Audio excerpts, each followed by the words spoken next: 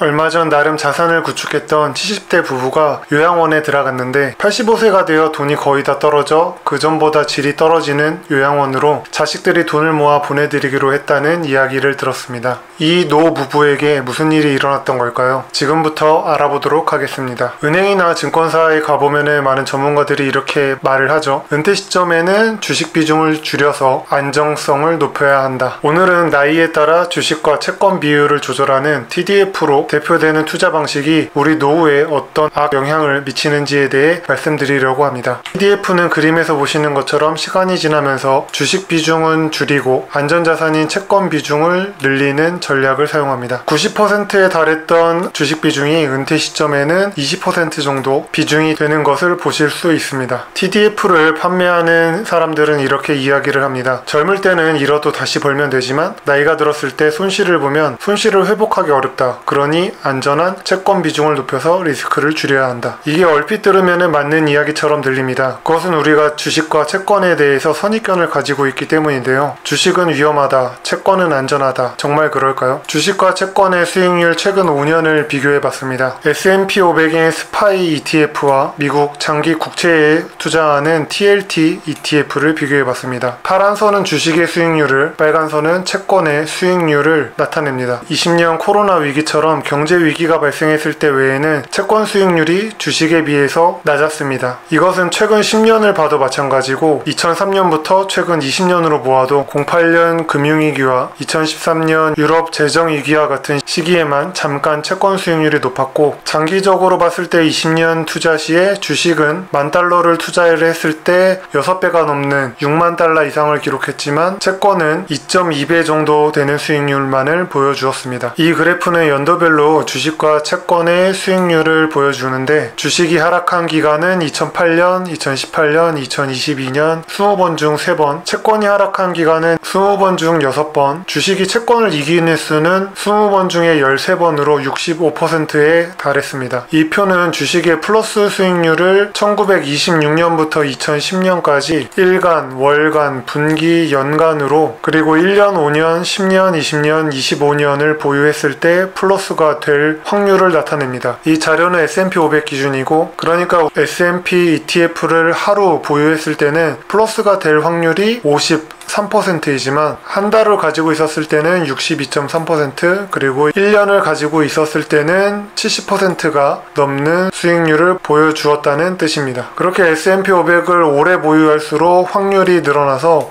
20년을 보유했을 때는 어떤 구간을 잘라도 100% 수익, 그러니까 마이너스가 될 확률이 0%라는 뜻입니다. 이 그래프와 표들을 보여주면서 이야기를 해도 TDF 판매상들은 이렇게 이야기를 합니다. 그것은 과거의 지표일 뿐이지 그것이 미래를 대변해주지는 않죠 라고 이야기를 할 겁니다. 하지만 채권은 과거에라도 주식보다 좋은 적이 없었고 미래에 좋을 것이라고 이야기하는 것은 책임지지 못할 점쟁이의 점괘에 불과합니다. 근거도 없는 말로 인하여 받는 피해는 오로지 우리의 몫이 될 것입니다. TDF에서의 투자 방식의 결정 기준은 오직 나이와 은퇴 시기입니다. 하지만 은퇴할 나이가 되었을 때 3% 금리의 이자만으로도 생활이 가능한 부자들이라면 문제가 없겠지만 대부분의 사람들은 그렇지 못합니다. 또 개인마다 자녀의 결혼 유무나 재취업 가능 여부 등 여러가지 사정이 다를 수밖에 없는데 이것을 나이 하나로 획일화시켜서 자산을 운용하는 것은 문제가 생길 수밖에 없습니다. 이렇게 리스크와 수익률을 극단적으로 낮춘 포트폴리오로는 안락한 노후를 할 수 있을 것이라는 기대와는 달리 시간이 지남에 따라서 생활 수준을 낮출 수밖에 없습니다. 22년 기준으로 우리나라 50대의 평균 자산은 약 5억 9천만 원 정도 된다고 합니다. 하지만 이 평균이라는 게 함정이 있어서 50대 전체가 10명이라면 가운데 5번째, 6번째가 5억 9천만 원을 가지고 있다는 것이 아니라 68년생으로 같은 50대인 삼성전자 이재용 회장도 이 통계에 들어가기 때문에 불평등 지수가 높은 편인 우리나라의 경우 10번째 중 5번째 사람은 이보다 더 낮을 수밖에 없을 것입니다.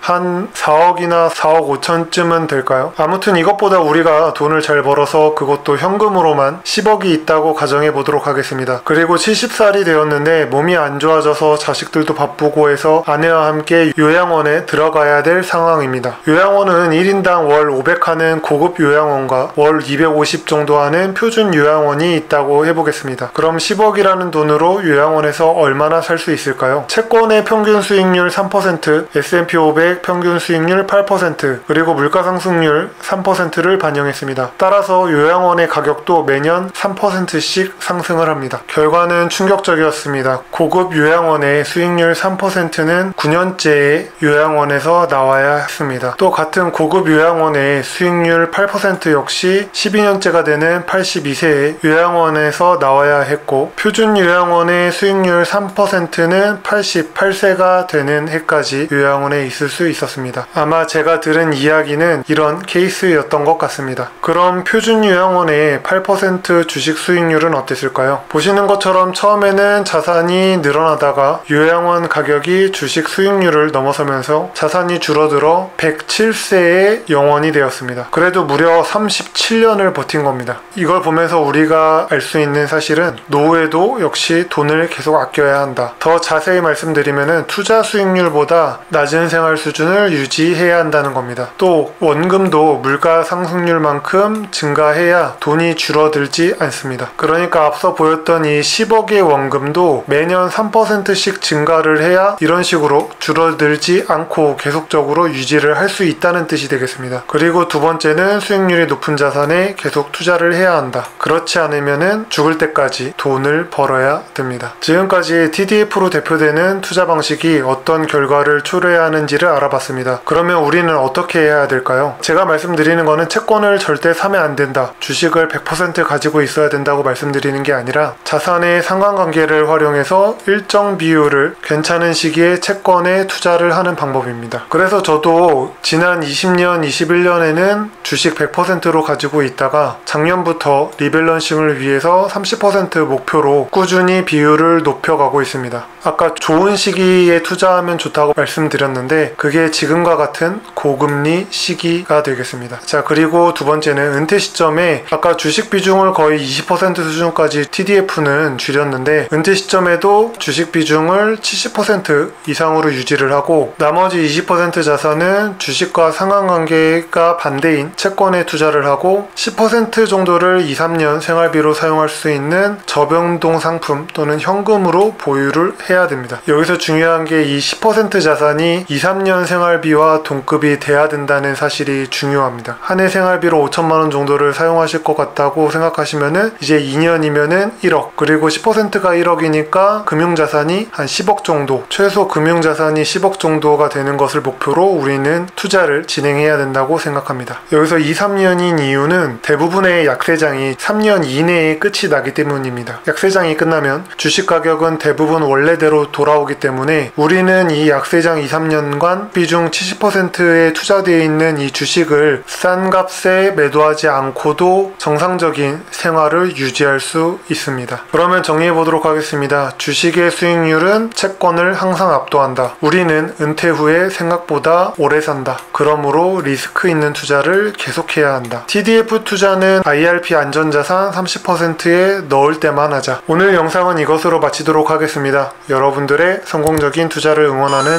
아슬이었습니다.